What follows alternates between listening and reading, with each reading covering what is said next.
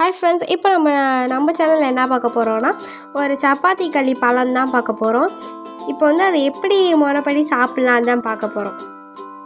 முதல்ல அதில் முள்ளுனா இருக்கும் வெளியில், அதனால் முடிஞ்ச அளவு கையில் எடுத்துருங்க.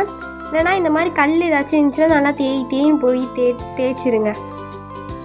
இதை நீங்கள் அதிகமாக அந்த காடுலனா பார்க்கலாம், நல்லா பெருசு பெருசாக முளைச்சிருக்கும். எங்களுக்கு ஒன்று தான் கிடச்சிச்சு, அதுவும் நாங்கள் ட்ராவல் பண்ணுறப்ப இருந்துச்சு.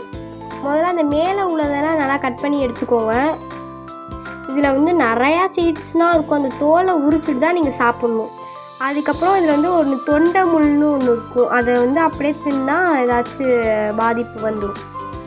அதனால் அதை எடுத்து போட்டுட்டு நீங்கள் சாப்பிடுங்க.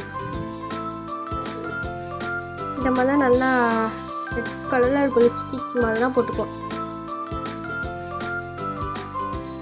நீங்கள் நல்லா செக் பண்ணி பார்த்துக்கோங்க. நல்லா கட் பண்ணிட்டு தொண்டை முள் இருக்கும், ஆனால் இல்லாமலாம் இருக்காது. இல்லைனா இப்போ நாங்கள் நல்லா தான் கட் பண்ணி செக் பண்ணி பார்த்தோம். இதில் இல்லை, அந்த மேலே கட் பண்ணதோடு அப்படியே போயிடுச்சு போல்.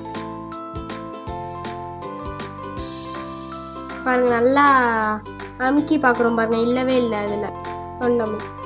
சரி ஃப்ரெண்ட்ஸ், இன்னொரு அடுத்த வீடியோவில் நம்ம பார்க்கலாம். பாய்.